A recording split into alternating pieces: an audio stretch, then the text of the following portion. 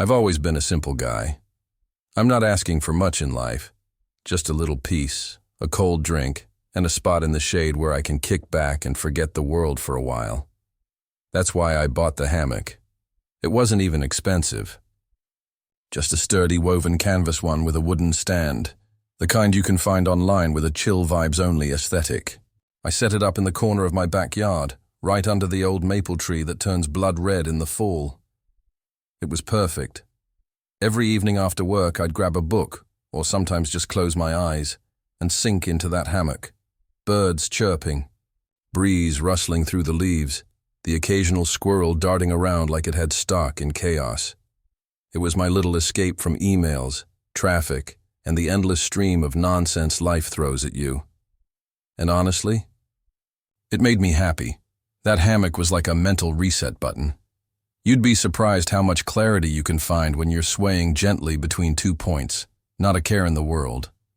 Of course, the HOA wasn't a fan of that, but I'll get to them in a second. At first, no one said anything. The hammock wasn't visible from the front yard or the street. It was nestled into the backyard, shaded and serene.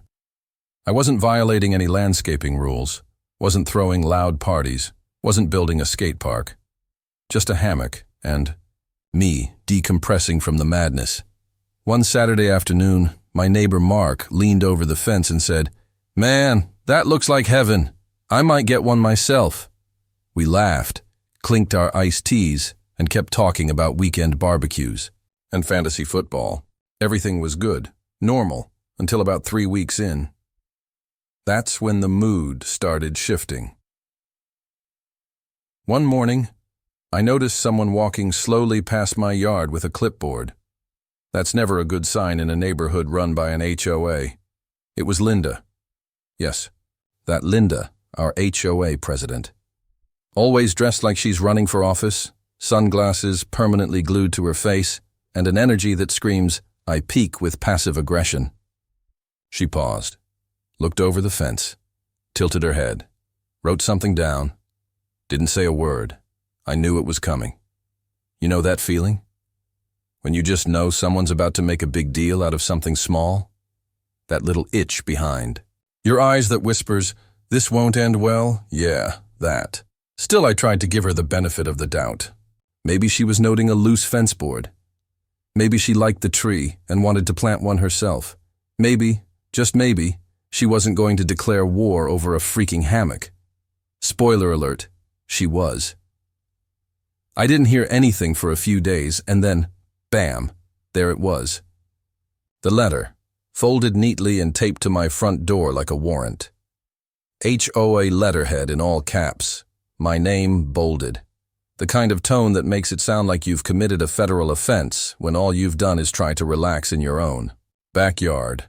I unfolded it right there on the porch. "Dear homeowner, we have received reports of an unauthorized structure in your backyard. The item in question, a freestanding hammock and stand, has been deemed a potential safety hazard and aesthetic disruption to the uniformity of our community. You are hereby requested to remove this structure within 7 days of this notice to avoid further action, including fines." I laughed out loud. Aesthetic disruption, unauthorized structure, safety hazard. What? Were they worried I'd fall asleep too hard and sue them for being too comfortable? It was ridiculous. But that's the thing about HOAs. They thrive on turning nothing into something. They need to justify their power. Linda, especially, seemed to get a thrill out of nitpicking. If she wasn't writing someone up for their mailbox color, she was measuring the height of lawn grass like a suburban dictator, and now apparently my hammock was her new target. I showed the letter to a couple of neighbors. They were just as confused as I was. One even said, "Wait, that's what they're going after now. What happened to that guy who built a half-pipe in his driveway?" But this wasn't about logic. It was personal now. Linda had drawn the first line in the mulch. I could have just removed the hammock, taken the loss, moved on, but something in me snapped. Maybe it was the stress. Maybe it was the absurdity of the whole thing. Or maybe I was just tired of being told what I could or couldn't enjoy in my own backyard. Either way, I knew one thing for sure. I wasn't taking that hammock down. If anything, I was about to double down. Because the way I saw it, this wasn't just about fabric stretched between two wooden beams. It was about peace, about sanity, about having a small, quiet slice of life where no one could reach me, especially not the HOA. So I sat in that hammock one last time that evening, the letter in one hand, a glass of lemonade in the other, staring up at the stars through the maple leaves. And right then, I got an idea. A wild one, a peaceful one, a Zen one. If they wanted a problem with my hammock, fine. I'd give them something to talk about. I smiled, and I started planning. I didn't sleep much the night after getting that letter. Not because I was stressed, far from it. I was fired up. You ever get so annoyed by something so small, it keeps you up just thinking of ways to turn it into an opportunity? That was me. Lying in the hammock, staring at the moon, imagining the most ridiculous, beautiful, over-the-top way I could turn this into a quiet act of defiance. And by morning, I had it. But first, I needed to deal with Linda's nonsense face-to-face. Couple days after the letter, there was a community walkthrough, where the HOA board walks around like royalty inspecting their kingdom. Clipboard in hand, matching polos. It's their version of the Met Gala, and of course, Linda was leading the pack like a parade marshal of misery. I saw them coming down the sidewalk. I was in the backyard, sitting proudly in the hammock, sipping a smoothie. I even threw on sunglasses and crossed my legs like I was posing for a vacation brochure. She spotted me. She didn't smile. "Good morning," she said, stepping just far enough onto my property to feel smug about it, but not far enough to trigger trespassing. "Morning," I said, raising my smoothie in a mock toast. "I trust you received the notice about your structure?" "Oh, you mean this?" I swung gently in the hammock. "Yeah, got it. Read it." Laughed a little. She didn't appreciate that. "This is a serious issue," she said. "It's a liability. Someone could trip, fall in my fenced-in backyard." I cut her off. "Where I live alone. Who exactly is going to trip on my hammock, Linda? A squirrel?" Her lips thinned like she'd sucked a lemon. "It's not just about safety. It's about appearance. This community has standards." "Standards, huh?" I looked around at the other houses. One had peeling shutters. Another had a dead patch on the lawn the size of a small desert. And my comfy hammock is the worst offense on this street. She blinked, clearly not expecting pushback. "This is your formal warning," she said, turning sharply on her heel. 7 days. I watched her go, then took another sip of my smoothie. Game on. I wasn't about to remove the hammock. That thing was staying. But if they wanted to make a mountain out of a hammock, I figured I might as well give them the whole mountain range. That evening, I pulled out my sketch pad. I'm not an artist or anything, but I know how to draw a basic layout. I started mapping out something around the hammock, something peaceful. Something the HOA wouldn't know how to fight without looking ridiculous. A Zen garden, raked gravel, bamboo, maybe a small water feature, a few carefully placed stones. I even looked up bonsai tree care. The idea wasn't just to keep the hammock, it was to elevate it. Wrap it in something so serene, so obviously beautiful and calming, that trying to remove it would make them look like the villains in a meditation app. I hit the garden center the next morning like a man on a mission. Grabbed bags of white gravel, big stepping stones, a miniature rake, potted bamboo, and a solar-powered fountain shaped like a little pagoda. I even splurged on one of those wind chimes that make deep, peaceful tones every time a breeze rolls through. Over the next couple of days, I transformed that corner of my yard. I laid down landscape fabric, poured the gravel, arranged the stones like I'd seen in some Japanese temple photos online. I raked it every morning into neat, swirling patterns. I placed the fountain next to the hammock, where the soft trickle of water could join the rustling of leaves and the occasional chime note, the final touch. I installed a small sign on a bamboo post near the entrance to the space that read, "Stress-free zone. Please remove shoes and judgment before entering." Even I had to admit, it looked amazing. The whole vibe shifted. What used to be just a hammock was now a full-blown oasis. My backyard became a literal sanctuary. And the best part? It was all temporary landscaping, nothing permanent. No HOA. Rules broken. Just a guy and his peaceful corner of the world. Naturally, Linda hated it. She came back on day 6, clipboard in hand, and stopped short when she saw the garden. I was there again, lying in the hammock, a book open on my chest. She stared. I smiled. "This is," she began, her eyes darting around the yard, like she was trying to find something illegal about sand. "It's gravel," I said.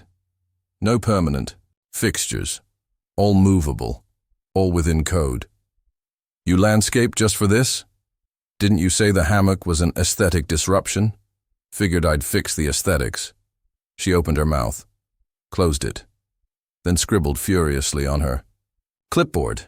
"You'll be hearing from us again," she said. "I hope so," I replied. "I love fan mail." She stormed off. But what could she actually do? I hadn't broken any rules. If anything, I'd made the neighborhood look better. Neighbors started noticing. People would peek over the fence. One even asked if I could help them design their own little Zen spot. I'd turned their complaint into a vibe. They tried to break my peace, and I multiplied it. It took 3 days before the HOA responded. Not officially, of course. First, they tried the passive-aggressive route. You know the type. Anonymous complaints left on my doorstep, concerned neighbor notes in blocky handwriting, and once, an actual flyer about visual harmony mysteriously taped to my mailbox. But I knew the source. Linda and her clipboard minions were behind it. And honestly, I was starting to enjoy the challenge.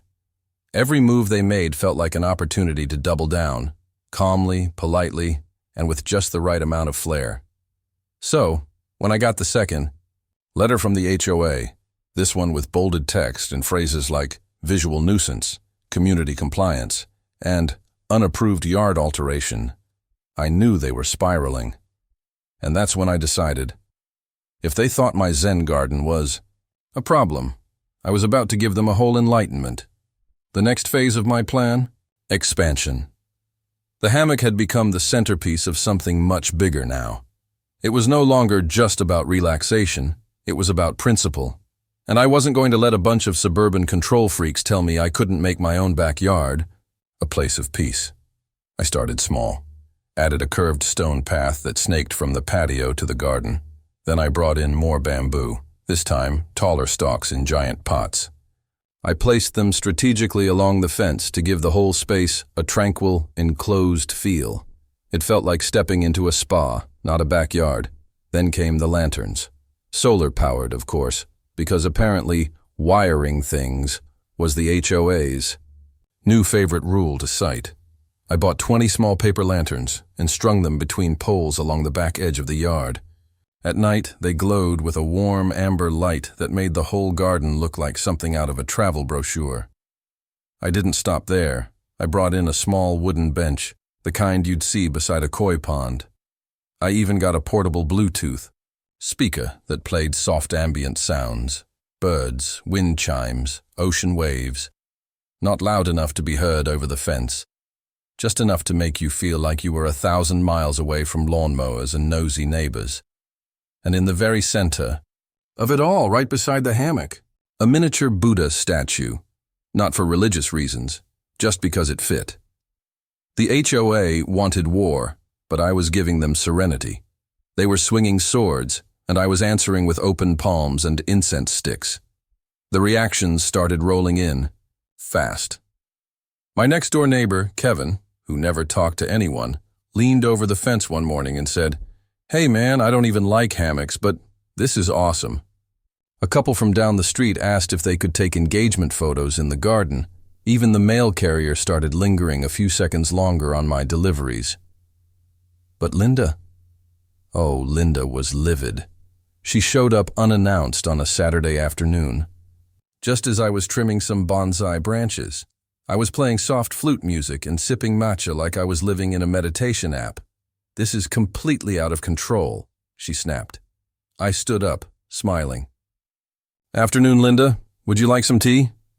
"This is not a joke," she said, ignoring my offer. "You've created a structure without board approval." I raised an eyebrow. "What structure? Everything here is movable, temporary. No permanent construction. Just creative landscaping."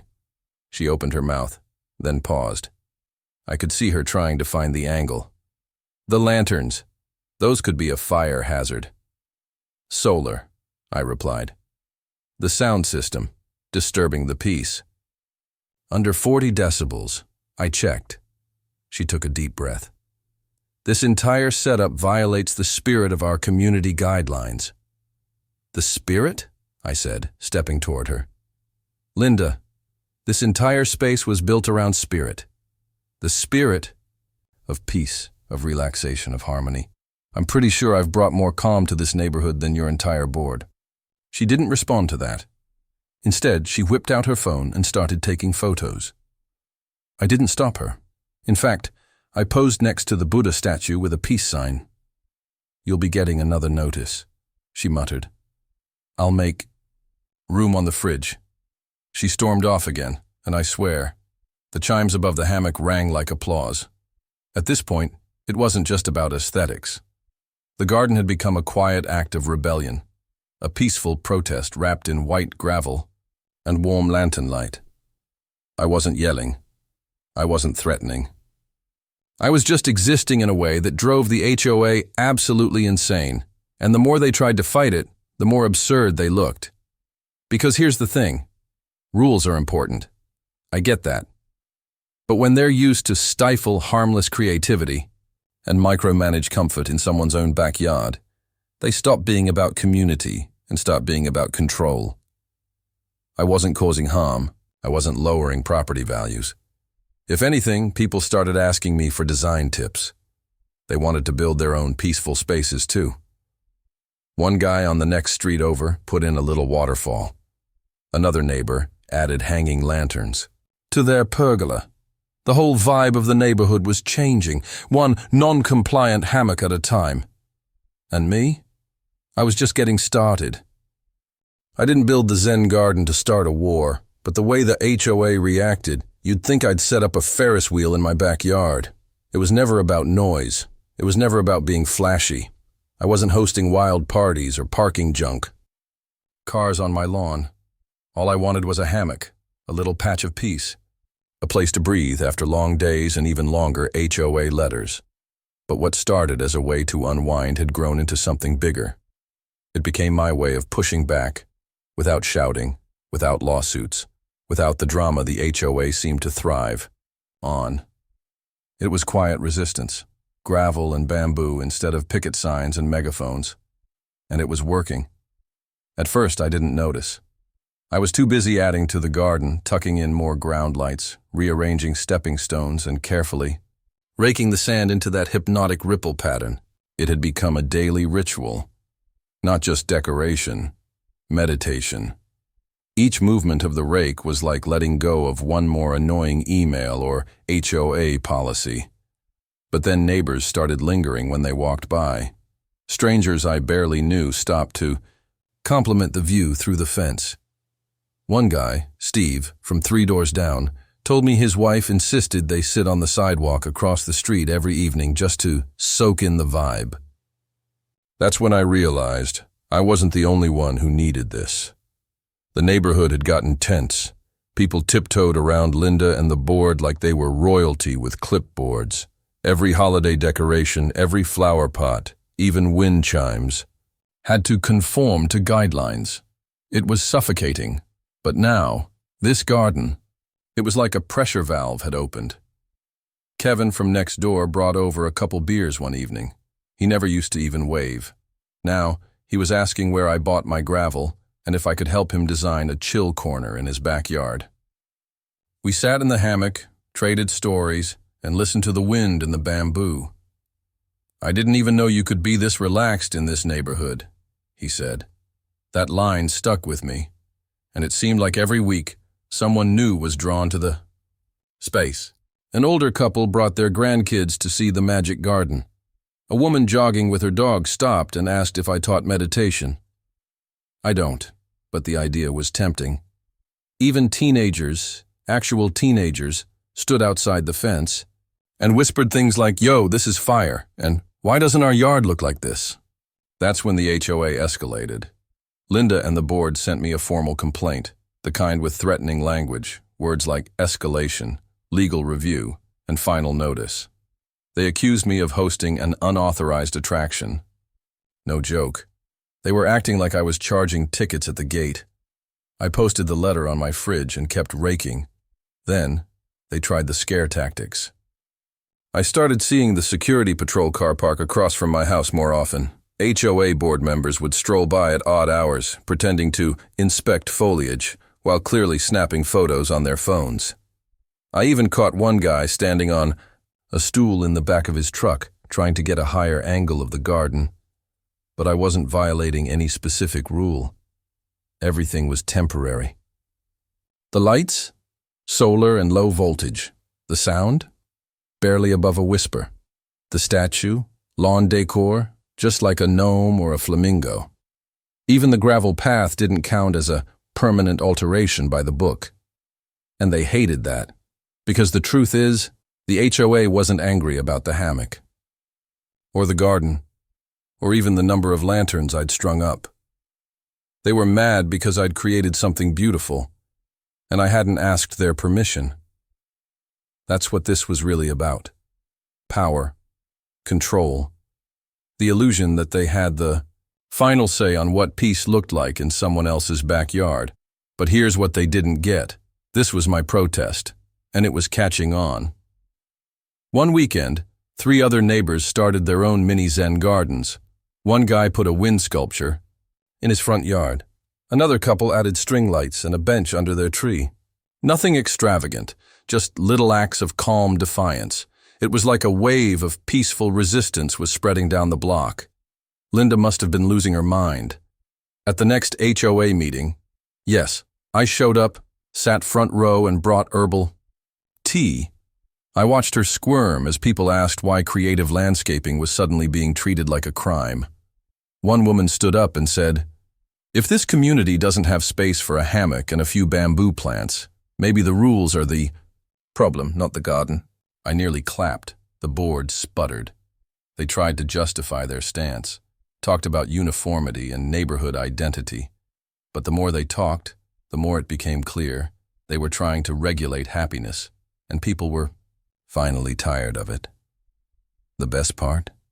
I never raised my voice, never filed a lawsuit, never posted an angry rant on Facebook. I just built something peaceful and let it speak for itself. It wasn't about breaking the rules. It was about reshaping the culture, one calm, raked line at a time.